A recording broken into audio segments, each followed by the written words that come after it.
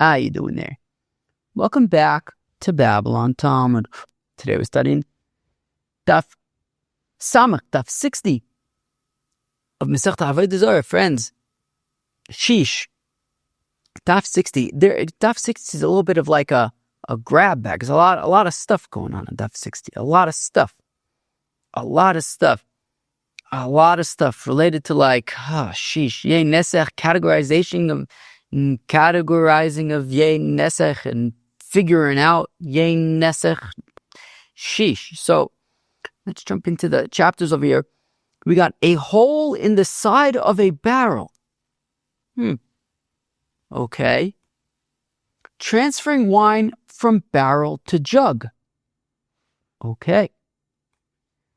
Carrying wineskins and jugs, which is an interesting topic because it also relates to, in my mind, it relates to bottles of wine, right? If Ovid Kochadim or if a non-Jew carries a bottle of wine, a closed bottle of wine.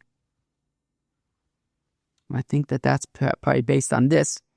A beamed wine press. A beamed wine press. More scenarios. Okay. And throwing things into wine. This actually came up. Where did we have this? Did we have this maybe yesterday in like Tosfos or something? Something about throwing. I think so. Maybe Tosfos. Yeah. It came up, I think, in Tosfos yesterday.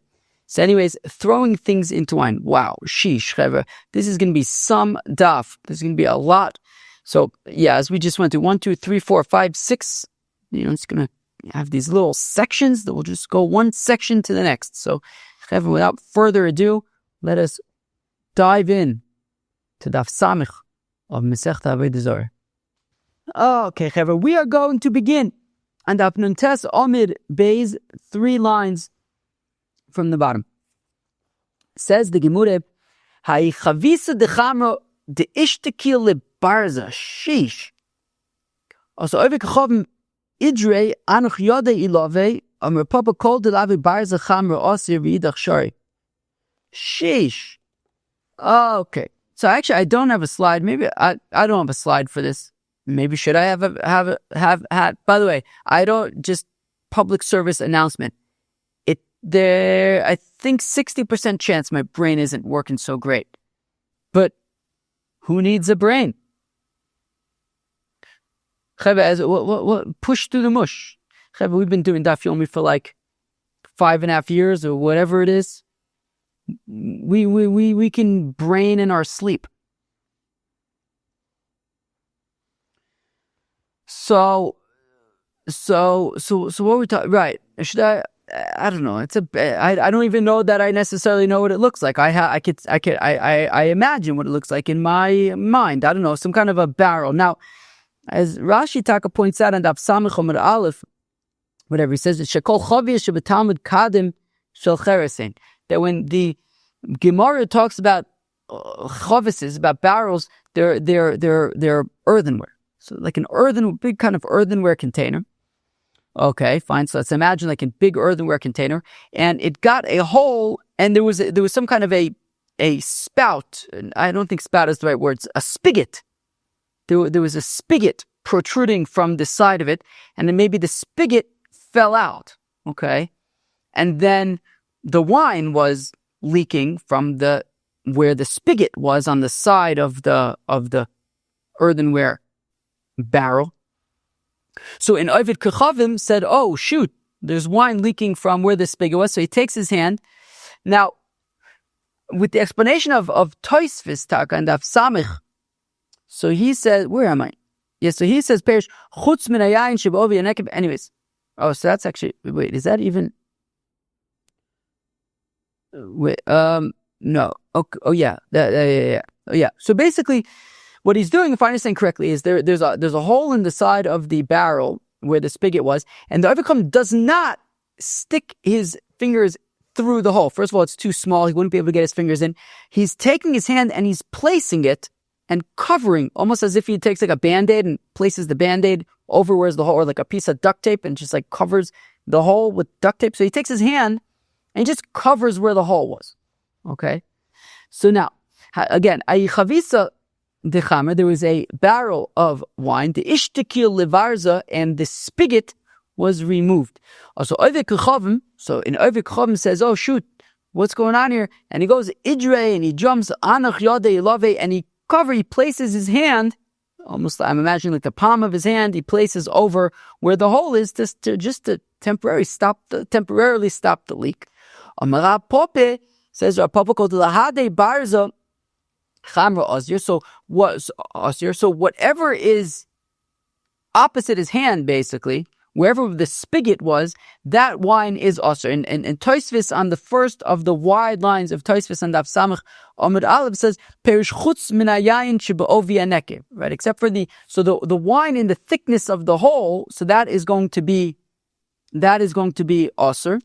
But v'idach, the rest of the barrel, all of the wine in the barrel, so then that would be permitted wine. Those who say, Rav Papa says, Rav Papa, ad habarze chamer osir v'idach shari, that, okay, so says Rav Papa that basically, so let's say the spigot was halfway up the height of the barrel, okay? The spigot was halfway up the height of the barrel, so any wine from where the hole was, where the spigot was, and above, right? Because basically, whatever. I don't really think you need a slide for this. It is what it is.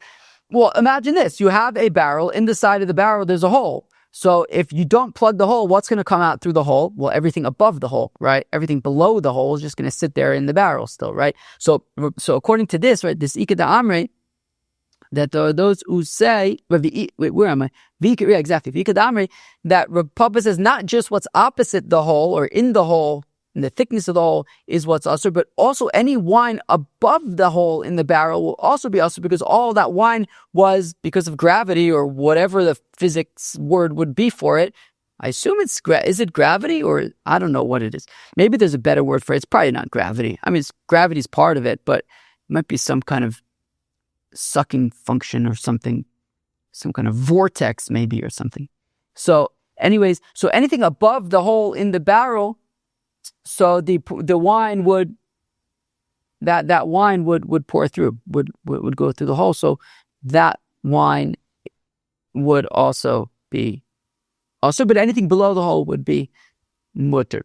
Okay, and anything below the hole, the rest of the wine is permitted. Rav Yemer says, Rav Yemer Kitanoi, that actually Rav Papa's opinion here, that only what's opposite the hole or what's above the hole, also his opinion that we don't paskin like Rav Papa, because actually Rav Yemer points out that it's actually a machlokes tanoim, and Rav Papa is like the das yochid here, so we actually don't paskin like Rav Papa. Chovis shenokva, that if you have a barrel that got a hole in it, bein mipia, bein mishuleh, u bein mitzideh, regardless of if that hole was at the top of the barrel, which means that all of the contents in the barrel are like almost like a base for where the hole was, and therefore, basically by making the hole at the top, basically everything in the barrel becomes tummy. Or if you make it at the bottom, so that all of the wine would then pass through that hole at the bottom also. We didn't even explain yet actually what's. Let's actually go weiter for a second. So whether the hole was at the top, like mamish on top of the barrel, or at the bottom of the barrel, or on the sides of the barrel. And comes a tvul yom. I think a tvul yom, as a status, if I think of a sheni l'tum, I think, but he can be mitami ochlin umashkin.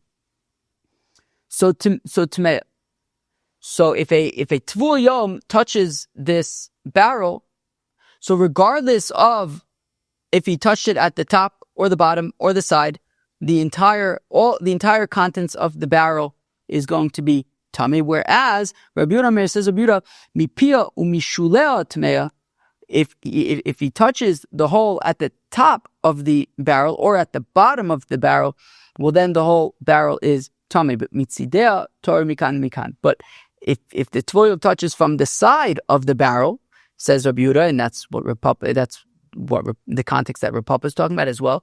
Says Rabbi Yehuda that only that which is on the side of the barrel would be tamei, and it's on that Tosfos says, right, perush chutz min ayayin shebaovi hanekev. So where am I? Where am I? Right, mitzidea tahora. Right, exactly. If you touch it from the side, so the entire contents of the barrel will be tahor, except for that which is in the thickness of the hole. So basically, Rav Papa is passing like Rabbi Yehuda, and because Rav Papa is passing like Rabbi Yehuda as a das yochid, so l'maaseh we don't paskin like Rav Papa. Then, moving on to the next section of today's daf, transferring wine from barrel to jug. Amar Rav Papa says Rav Papa over kochavim adana. So if you have an over kochavim by the barrel, B'Yisrael akuba, and the yid is holding the jug. So if you can imagine a barrel with maybe some kind of a spout or definitely some kind of opening, and so we're saying that the over kochavim is by the barrel, pouring or releasing the wine into the jug of the yid who's standing there holding the jug. Osir. So we say this is not allowed. My time, how come? Because the wine is coming from the koyach of the oved koychavim. And I think that this is going to come up more a little bit later about this whole koyach thing and the wine being yenesech. But anyways, so if you have the oved koychavim by the barrel and he's the one managing the pouring and the releasing of the wine from the barrel, so because it's coming from his koyach, it is osir. And he's intending, right? It's not a fluke, right? We had seen the other day. Where did we see the other day? We had saw the other day, but this is bikavon. He's intending to release this wine into the jug of the yid. Yisrael adana, but if it was fakert, and this is very interesting. Yisrael adon, if it's the yid by the barrel, and the yid is the one pouring the wine and releasing the wine from the barrel, v'ovid kochavim akuba, and the ovid kochavim is holding the jug. Listen to this, Chevre. Chamra shari, the wine is permitted. Chevre, do you hear this? This would never be allowed in a million years these days. An ovid kochavim holding a jug full of wine, and the wine is kosher? The imitzadid sadudei aser, but if he adjusts the wine a little bit, then it's already also. So meaning, you're definitely playing with fire over here. It's definitely a slippery slope. But it sounds like what the Gemara is saying is, me'ikra din, at least technically speaking, if the overcome is Pasha just standing there holding the jug, not moving it at all, he's just holding a vessel that is filled with wine, he's not moving it, he's not nesaching it, he's not touching it. So in that case, it would be permitted. But if he adjusts it, if he makes any kind of change to it, any kind of movement there, then already it would be usher. Okay, now moving to the next section of today's daf, carrying wineskins and jugs. Amar Papa says, Papa, I ovid kochavim de dari zika. Okay, so an ovid kochavim is carrying a wineskin, and this wineskin was made out of some kind of a hide, and I think it was tied, it was closed. Because you saw Achorin, there's a yid trailing behind the Oved Kirchavim, so the yid can check, he can see that the Oved Kirchavim is not opening up the wineskin and sticking his hand in there and moving around the contents. No.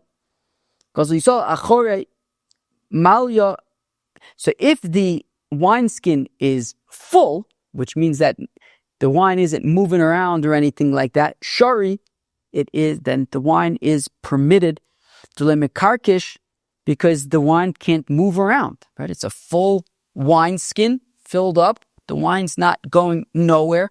It's not moving. You got a yid trailing behind him, making sure he's not opening up the wineskin and moving his, putting his yein nesechi fingers in there or anything. He's not doing that. So therefore it's permitted.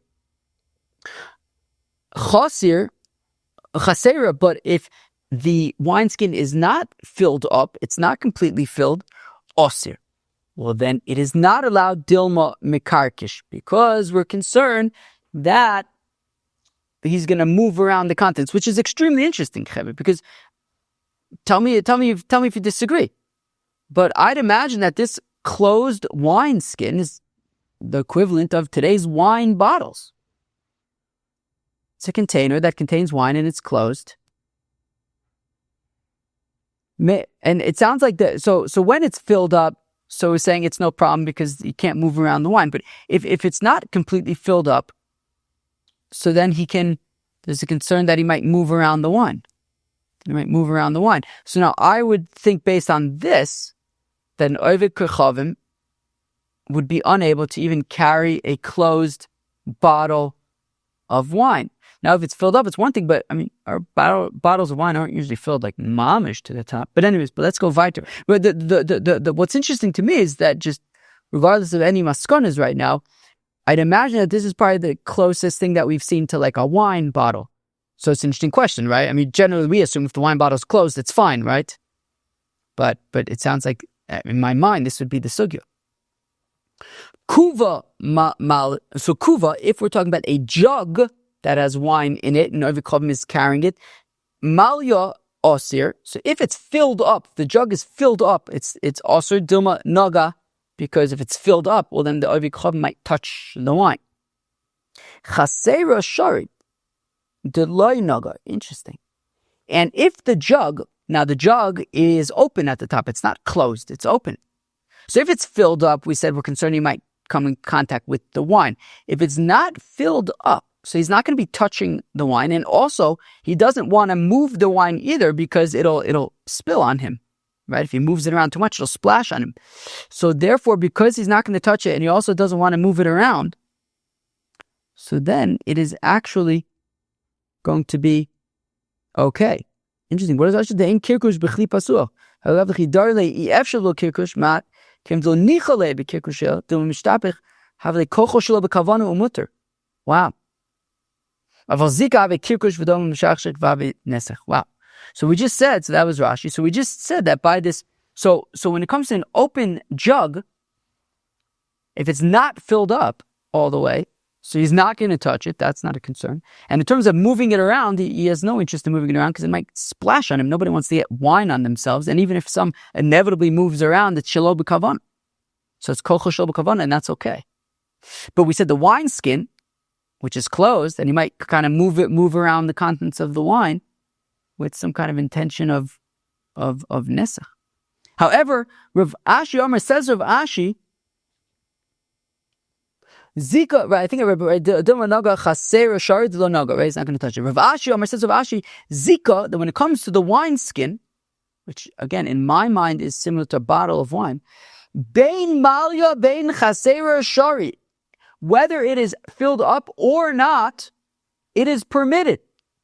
My time outcome ein derech nisuch bechach, because this is not the way that you would do nisuch hayayin for Avodah Zarah. With wine that's in a wine skin that's right there that's closed,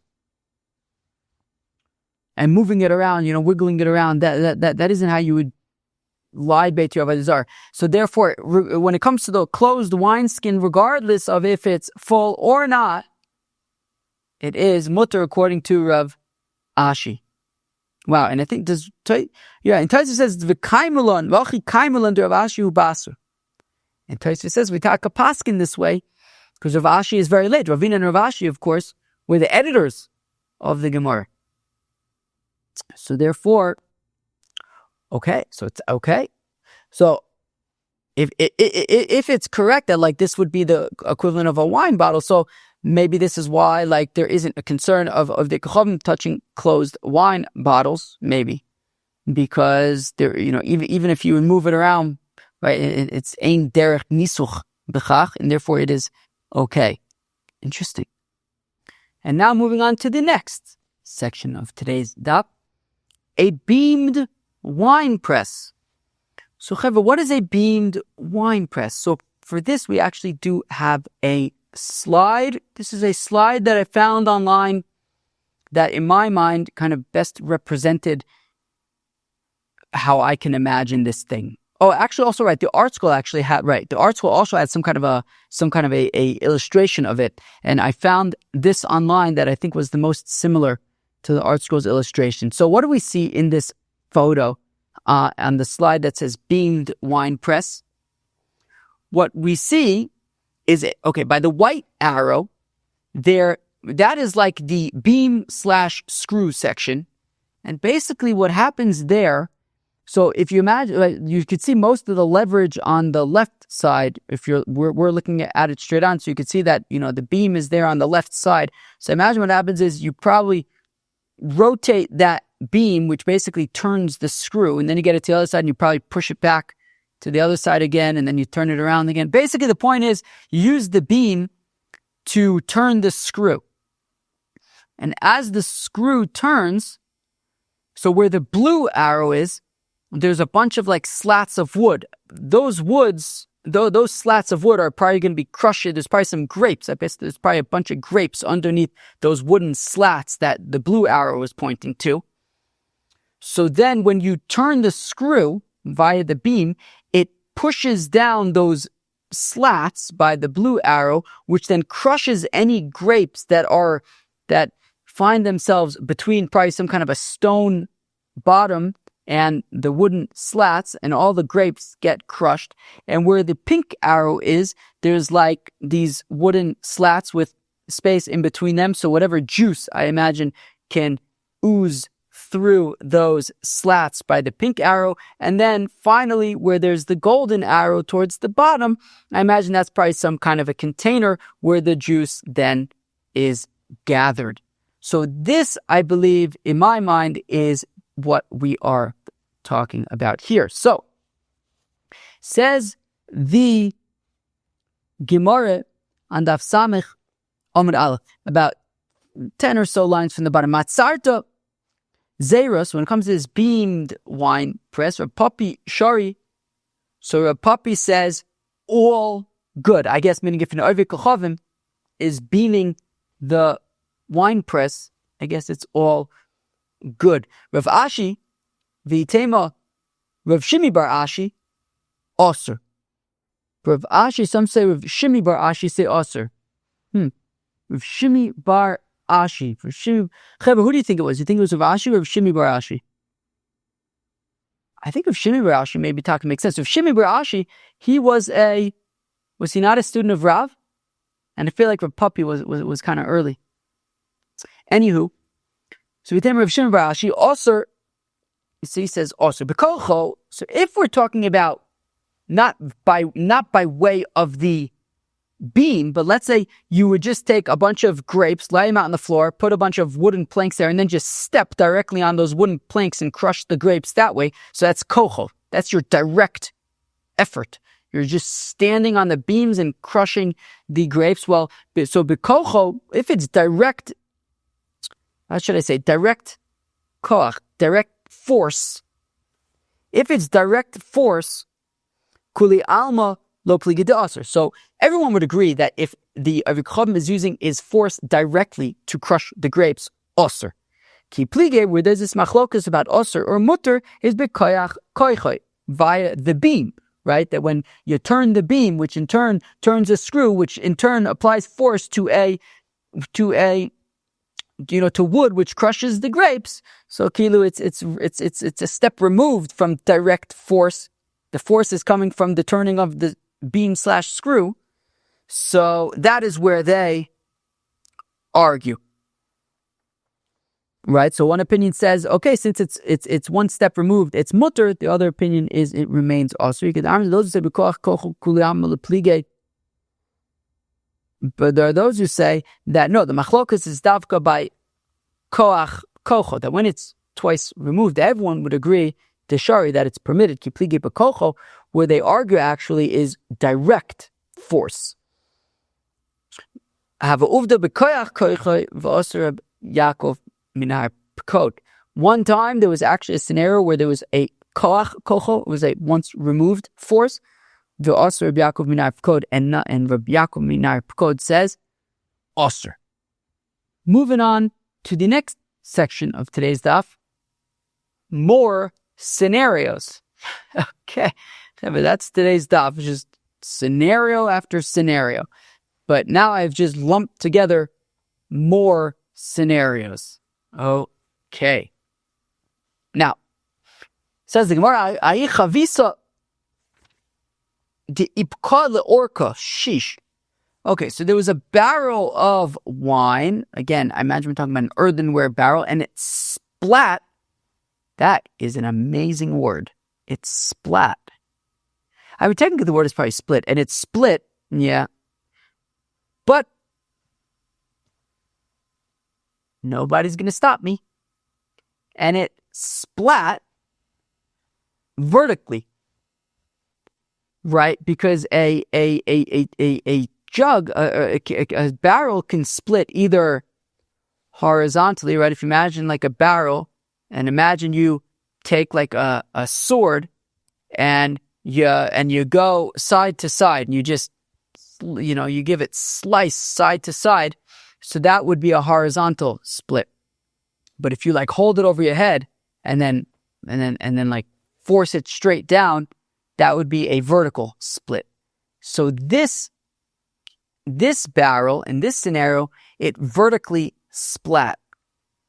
So now the difference between a horizontal split and a vertical split is that a horizontal split, you don't really need to do that much, right? Meaning if it's like a clean slice, a clean split horizontally, so I mean the maybe some wine is gonna like kind of leak out through the split on the sides, but like the top part of you still, if it's like a clean split, like the top half of the barrel is still resting on the bottom half of the barrel, and again, if it's a heavy enough barrel, like maybe not that much wine will leak out. I don't know. But if it's a vertical split, well, the two sides are just gonna plop over, are just gonna fall over, and you're gonna lose all of the wine. So whereas by a horizontal split, you might not need to do that much, because again, the barrel is still just gonna essentially retain its structural integrity. But by the vertical split, the two halves are gonna they're gonna split, and they're gonna separate and fall over, and you're gonna lose all the wine. So you really are gonna need somebody to mamish hold those two parts, those two halves together. So again, so ahi chavisa, there was a barrel de ipka leorka, that it vertically splat. So Oivik Chacham is like, holy splat, holy split. Oh, split. And he goes and chabka, and he gives a big old hug to the barrel preventing the two slices from separating and falling over.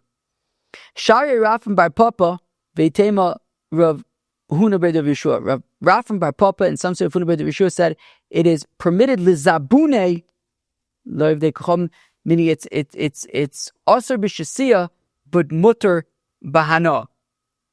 Okay, and this is because he's basically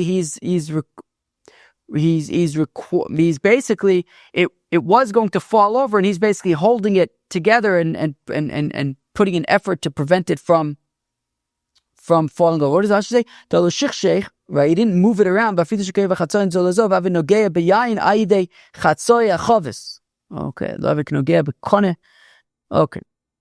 fine. So there's no shichshuch, so it's not also bano, but he is kind of, he is contributing effort to prevent them from splitting apart, and he's like touching the wine by way of the barrel. But let's go back there for a second.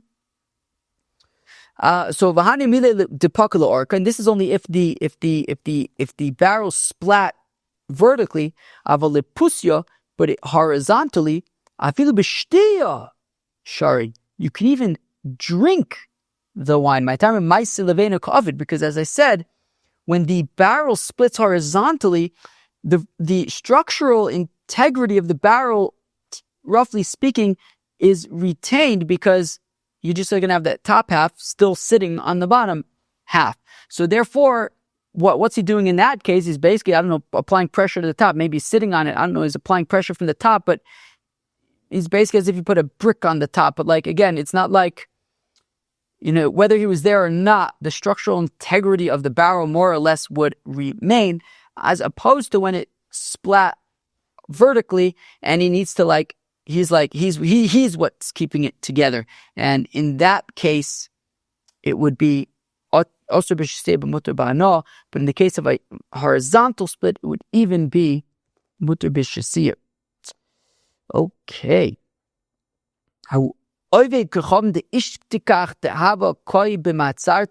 They found a ovid kechavim by a wine press. Ravashi says, "I'ika tefech le'atpiach boy adocha uvoy niguv ve'ilo ba'adocha ba'masagi lei." So we found this ovid kechavim, and he was in the wine press. Okay, so now what do we do? So now what do we do? What does Rashi say? So there was no wine in there, right? If there was wine, then you bet we'd have to be concerned about yain nesech. There was no wine in there. But there recently, I guess, was wine in there. So now what do we do? The Ovid Kechavim was in the wine press. So we have to be concerned about yain nesech. So what do we do? I mean, so we're going to have to kasher the wine press. So we say, if it's tofech, what does it say?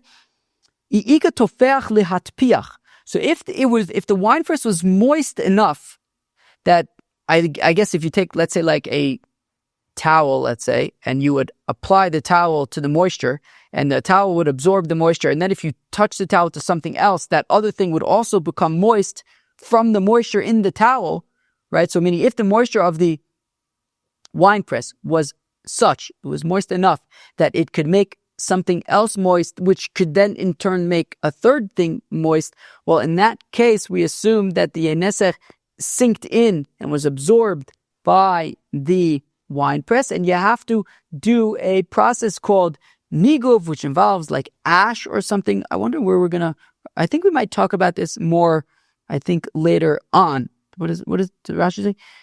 And Daf Ayin Hey. So something to look forward to in 2 weeks from now. The niguv process, that's, I think, more of a thorough cleaning. However, if the moisture was not enough to moisten something else, which in turn will moisten a third thing, well, then you just need to take a towel and wipe off whatever moisture is. It didn't sink in to the wine press, and just dry it out and make sure that there's no moisture on the surface, and that would suffice when the moisture was not enough to make a third party moist, right? The moisture was not enough to make something moist, which would then make a third thing moist.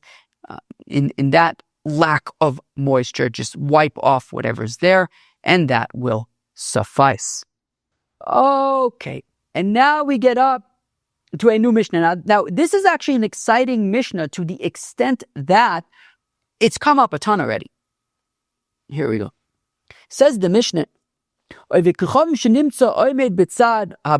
I don't think we've actually had yet, but if you have an ovid kechavim who's standing next to a pit full of wine, right? If you remember back to the picture from the photo from the other day, the photo that Reb Dennis said that he actually saw this wine press in person, right? So that lower area, the wine pit.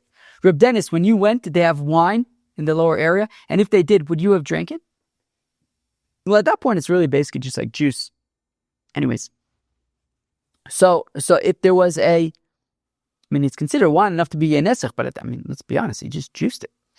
So if you have an ovid kechavim he's found next to a pit of wine, and the shaila is, did he make the wine yain nesech?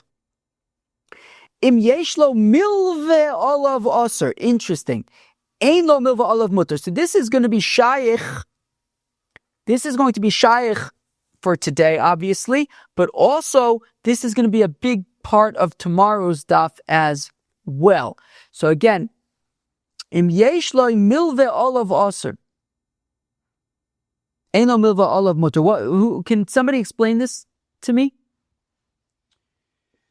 So what this means, and the Gemara is going to talk about it more, what this means is that, well, if the Ovid Kechavim had lent money to the Yid, and there was a lien, right? This there was a lien on this wine press. So kilu, so Ovid Chacham lent 1,000 zuzes. That's a lot of zuzes. 100 zuzes to the Yid, whose wine this is. So the Ovid Chacham lent 100 zuzes to the Yid. So now, if they said, okay, and if you don't pay me back, then this wine is mine, this specific wine. The Gemara is going to get more into this, but I'm just going to explain it this way anyways, even though this is the Maskana of the Gemara, but let's just do it so that we're explaining it properly.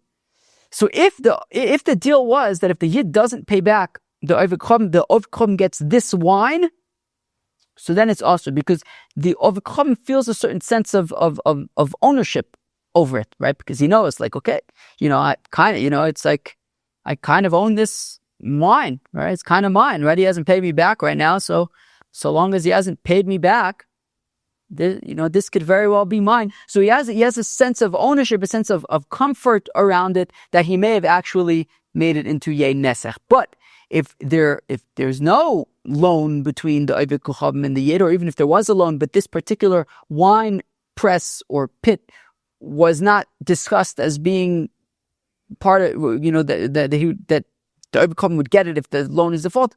If that wasn't part of the cheshbon, well then we are not concerned about Yein Nesech there. So again, back in the Mishnah. If an Ovid Chacham was standing next to a pit of wine, so if there was a loan between the Ovid Chacham and the Yid, and this pit of wine was a collateral on that loan, osir, because we assume that the Ovid Chacham may have touched his quote unquote wine pit. Ein lo milve olav, but if there is no loan involved over here, mutter, well then we assume that the wine is not Yein Nesech. Nafal lebor ve'ola, if an Ovid Chacham falls into a pit and is taken out of it. Now, the Gemara is going to say that when they brought him out of the pit, he was no longer alive. Because if he was alive, then he may have, moved around for Avodah Zarah on the way out. We'll get into it in the Gemara. But basically, he fell into the pit and they removed him unresponsive. Modido bikone. This, of course, is a scenario that has been coming up for days already. If the Ovid Chacham measures a barrel of wine with a measuring stick, so he doesn't stick his hand into the wine, but he sticks a stick into the wine. Or there was some kind of a wasp or something, and he took a stick and hit it out. I guess there was like some kind of like a wasp maybe in the wine, and he just took a stick to like knock it out of the wine. Or there was like foaming from the barrel. I think maybe it got hot or something, and there was foaming from the barrel, and the Ovid Chacham was tapping the foam. Or maybe it was part of fermentation or something. Well, b'chol elu, in all of these scenarios, they said it can be sold, right? Because in these scenarios, he didn't stick his hand in and move it around, right? He put in a stick, he was tapping the foam, he died in there, whatever it is. Reb Shimon says it can even be drinking, right? I mean, according to the Tanakama, it can't, right? Also, b'shisiya mutar bano says, Reb Shimon, you can even drink it. Now, notol es achovis v'zarka b'chamosu lebar zoya ma'aseh ve'echshiro. Okay, the Gemara is going to have to explain what this means, but if an Ovid Chacham takes a barrel and he chucks it, he's very upset, and he chucks it into a pit of wine, they said it is mutter, I believe even b'shasiya. The Gemara is going to explain what exactly is going on in this scenario. Shish. Okay. So now says the Gemara, Amar Shmuel, Behu sheyesh lo milve al oso yain. Kind of like I explained in the Mishnah already, that when we say that if the Oved Kochavim was found next to the pit of wine, so if there's a loan involved, so then it's Yein Nesech. It's talking about if this particular wine, there was a lien on this particular pit of wine, that if the Yid does not repay the Oved Kochavim, then the Oved Kochavim will take this specific wine. So then that is when it is also because he feels a sense of ownership over it and a certain sense of comfort. And even if he does get busted, he'll say, okay, whatever. I mean, fine, don't pay me back. I'm just going to take the wine. Rav Ashi says, we could also infer that from our Mishnah, the Tanan, that it says in the next Mishnah. This is the Mishnah that we are going to learn tomorrow. This is going to be the focus of tomorrow's Mishnah, of tomorrow's Daf. This is a Mishnah at the top of tomorrow's Daf. Hamitayer yeino shel oved kochavim v'nosnu b'rshusav alakosavos kabalti mimcha mos mutter abalim yirtze Yisrael otzio ve'ein manicho at sheyitin lo ma'osav ze'oyo ma'ise b'beishan ve'osu tamid ein manicho shoyish mamino milva lo soyayin be'inan shmamina. This is a Mishnah, as I said, that we are going to be discussing tomorrow. This is talking about a scenario. We'll read it again inside in a minute, of course. But this is talking about a scenario where it seems to me that basically the Oved Kochavim owned a wine press, and you can rent the wine, right? You show up, I guess, maybe with your verbs, maybe he provides the grapes, but you can show up and make a batch of your own wine at the Oved Kochavim's facility, is the way that I understand it, is the way I'm imagining it. So, and even Yidden can make wine there. I imagine that if to kosher it and make sure it's kosher, whatever it is, and that's Hamitaher, right? He's making kosher wine. The wine is pure. So basically, what happens is, so you have this Oved Kochavim, and he's got some kind of wine operation that you can come in and make your own wine. Even if you're a Jew, come in, do whatever you kosher it, do whatever you have to do, and he provides the facility, maybe the grapes also, and then after the wine is made and barreled, whatever, you can store the wine there as well. So there's some kind of arrangement. So a Yid makes an arrangement with this Oved Kochavim, and he rents the facility, whatever, and the Yid is making his wine. And then, now the thing is, of course, it costs money to rent this space, to pay for materials and things like that. So the deal that they have is that the Oved Kochavim provides everything. And the payment comes when the Yid sells the wine. So basically, so the Yid then he makes the wine and sells it to other Yidden, right? He comes in, maybe he makes like several barrels of wine, of Manischewitz or whatever. And then the deal is the Yid is going to sell all of his Manischewitz sacramental wine.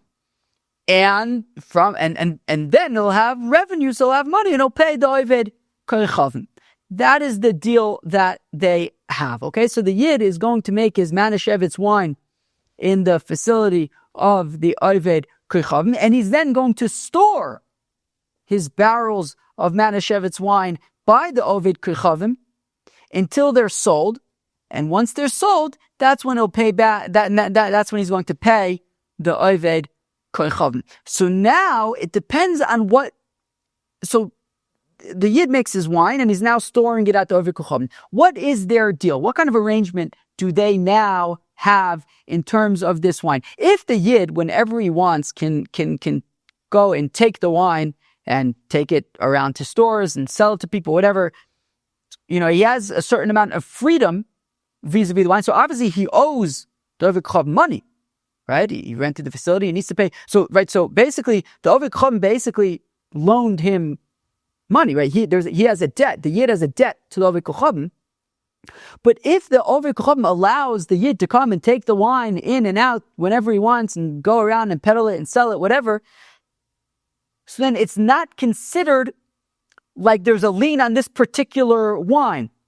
Because the Yid can always come and take it. But if when the Yid wants to come and take the wine to try and sell it, the Oved Kochavim says, no, this is my collateral. I'm not letting you go nowhere with it, right? This is my guarantee that I'm going to get paid back. It needs to stay here. And the Yid is not allowed to take it. Well, then that shows that this wine is mamish, a direct collateral for the debt that he owes to the Oved Kochavim. And therefore, there's going to be nafka minas in terms of do we have to be concerned about Yein Nesech or not? So let's read it inside. So entire Yeno Shel Ovid Chum. So that's basically this scenario. You have the Yid who's making wine in the facility of the Ovid Kucham V'nosnu B'Shuso. And once the wine has been made, the Yid is storing the wine at the facility, at the Ovid Kucham's facility. V'hala Kosev Lo. So if the Ovid Kuchavim writes to the Yid, his Kabalta Mimchamos, that I received money from you. Kilu, not that he actually received money because he hasn't, but the point is, Kilu, it's as though I received the money, i.e., take your wine whenever you want. Come and go, take the wine in and out. You're free to take the wine whenever you want. Mutter, well then the wine is mutter. Aval im yirtze Yisrael lotzio. But if the Yid would want to take the wine, and the Ovid Kucham says, wait a second, you're not going anywhere with that until you pay me. So this actually once happened, and they said, Osir. Why? Well, this relates back to our case over here in our Mishnah with the loan thing, with the lien and the loan. Because when he wants to take it, the Ovid Kucham says, no, you owe me money, you're not taking it until you pay me. So then he's viewing that wine as a direct collateral for the loan, right? And he has a lien on it. So just like we said in our Mishnah, he'll feel comfortable and he might actually take some of the wine, and therefore we actually assume that it's also. But if the arrangement is that the Yid can come and take it whenever he wants, then it's not viewed that, yes, even though there's a debt that the Yid owes to Ovid Kucham, but it's not viewed that this wine is part of that cheshbon, and therefore the Ovid Kuchavim won't be yeneseching it, and it is mutter. So time of the ein manicho. The reason why they had said osir is only in the scenario where the Ovid Kuchavim refused to allow the Yid to take his wine. Ha manicho. But if you would allow the Yid to take the wine shari, then it would be permitted. We assume that the Ovid Kucham did not yein nesech it. So shmamina milve al oso yain ba'inut shmamina. So we see that for it to be usher, the loan would have to be a lien on specifically that wine in order for it to be usher, like we saw by the wine by the rental of the wine facility. That if there is that if the Ovid Kuchavim views this particular wine as having a lien on it from the loan, then it would be osir. But otherwise, it would be mutter. So now the Mishnah had said nafal lebor v'ala. The Mishnah had talked about a scenario where an Ovid Kuchavim fell into the pit of wine and then came out of it. Amar Papa says, Papa l'shonu ela she'ala mace. That the wine is mutter b'hana'ah if when they pulled him out, he was dead. Haval Allah chai, but if they pulled him out and he was alive, osir, then the wine will be osir b'hana'ah.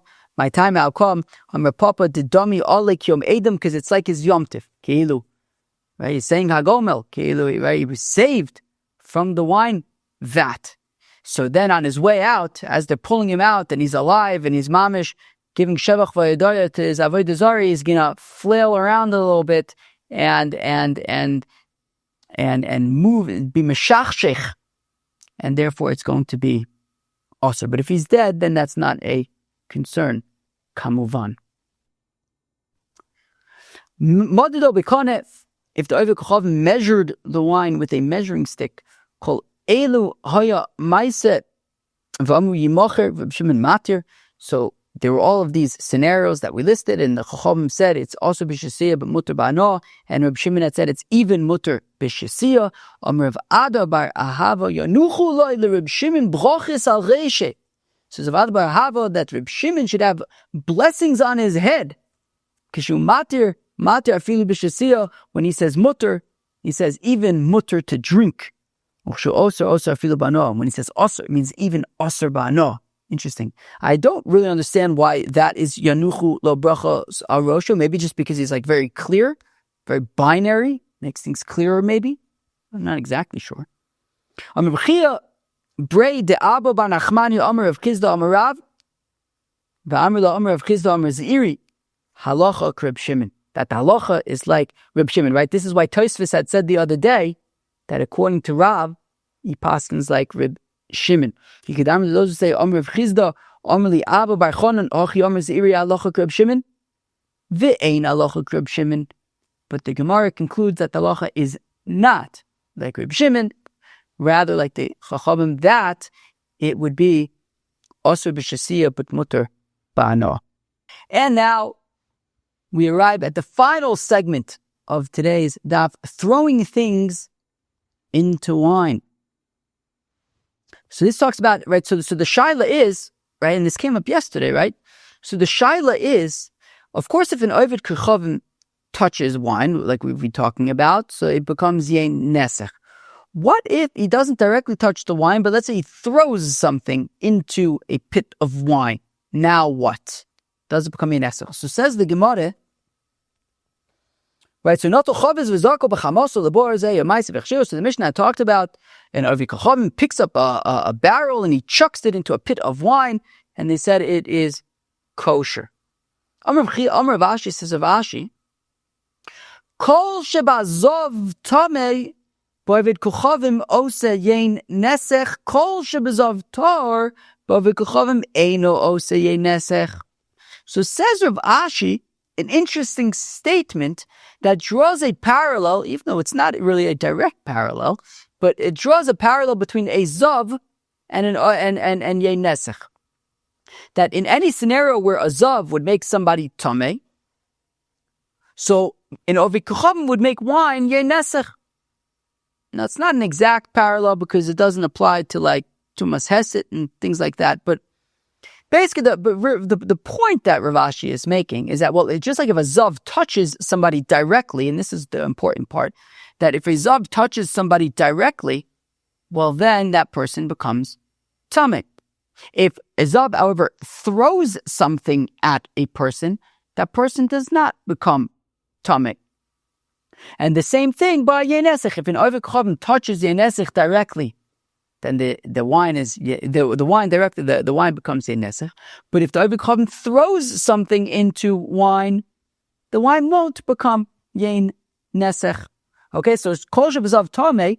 Any scenario where something would be tamei by a zav, i.e., for the context of this, if a zav touches somebody, that person will become tamei. So also, if an Oved Kechavim touches wine, the wine becomes yein nesech. And kol shebezav tor. If, for example, if a zav throws something at somebody, that person is not tamei. So also by yein nesech, if an Oved Kechavim throws something into wine, it won't be yein nesech. Eisvei Rav Huna le Rav Ashi. Now Rav Huna asks a kasha to Rav Ashi. But our Mishnah says not to let sachobis. Our Mishnah says that if an Oved Kechavim takes a barrel, v'zarko b'chamaso lebor, and he throws it into a pit of wine. So this is a scenario of throwing. An Oved Kechavim picked up a barrel, threw it into a pit of wine, and what are we saying? So he said, v'zarko b'chamaso lebor. He was very upset. He was very, very upset, and he was having a tantrum, and he took a barrel and threw it into a pit of wine, and the shaila is the wine yein nesech? And they said kosher, b'chamaso in, shelo b'chamaso lo. But it sounds like from our Mishnah that, yeah, if he was upset, so then it is permitted, but if he was not upset, if he just picked up a barrel and threw it into a pit of wine, it sounds like from our Mishnah it would be osur. So how could Rav Ashi say that you make this parallel between a zav and yein nesech? If a zav throws something if a zav throws something at somebody else, they would be tahor, they would not be tamei. And therefore I would expect that if a Oved Kechavim chucks a barrel into a pit of wine, the barrel would be mutar. However, the pit with the wine would be mutar. However, our Mishnah says that would only be true if he was having a tantrum. But otherwise, it would be asur. So answers the Gemara, Hasim dika azul mine umine. our Mishnah is talking about a scenario. So this is machlokes in Rashi and Tosfos about how exactly to understand it. Let's just go with Tosfos, because I feel like that was more kind of how the Mahalach that we've been working with. That be'etzem, says Tosfos, that basically what it means is that our Mishnah is talking about where he was basically touching it the whole time. He was like rolling the barrel and touching the barrel until it got to the pit of wine, which means that basically the Oved Chacham was touching the wine via the barrel. He like rolled the barrel into the wine. And therefore, he was basically touching the wine by way of the barrel, which, if you remember from Tosfos and Daf Nun Zayin Amud Aleph, we saw the Shita of Rabbeinu Tam all the way at the end. Demaga Oved Chacham Aidei Davar Acher, that an Oved Chacham touching wine by way of a third party, like in this case that we're describing, that he rolled this barrel into a pit of wine, so he was touching the wine via the barrel, Shelo B'Kavanas Maga, without any intention whatsoever, complete fluke, Mutter B'Shasiya is permitted to drink. And that, Tosfos says, is what our Mishnah is talking about. If it was B'Chamoso, if he was having a tantrum, and in a tantrum, if a fit of rage, he takes this barrel and rolls it into the pit, so then it's Nogea, right? Negeas of Chacham Aidei Davar Acher Shelo B'Kavana. That's why our Mishnah says Mutter. But if it was not in a fit of rage, it would be asur, because he would be touching the wine by way of something else. It would be asur, I believe, be shasiya, but mutter ba'ano, I believe.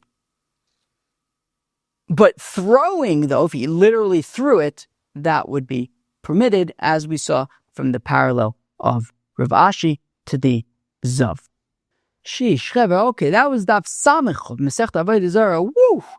There was a lot of stuff on Daf Samech of Masechet Avodah Zarah. We're talking about a hole in the side of the barrel that somebody sticks his hand over the hole. So the opinion of Papa, who said that only what's next to his hand is osir, but the rest of the Oved Chacham touches, covers it with his hand. So only that which is by his hand is osir, but the rest of the barrel is permitted. But then we saw that was actually a machlokes in a machlokes Tanoim, and Rav Papa actually would be holding like Rabbi Yehuda Adas Yochanan, and therefore we don't paskin like Rav Papa, and actually the entire barrel, the entire contents of the barrel is osir. Transferring wine from barrel to jug. He said it depends who's by the barrel and who's by the jug. If the Oved Chacham is by the barrel, so then it would be also because it's coming from his koyach. But if the Oved Chacham is holding the jug, it could be okay as long as he doesn't adjust it or anything. If he doesn't move, then that could be okay. We talk about carrying wine skins and jugs. The exciting thing there was the opinion of Rav Ashi, who says that if you have a wineskin that is closed, even if it's filled up, but even if it's not completely filled up, it would be permitted, because that moving around the wine in a wineskin would not be the normal way that you would do Avodah Zarah. So therefore, it is mutter even b'shasiya when an Oved Chacham is carrying a closed wineskin.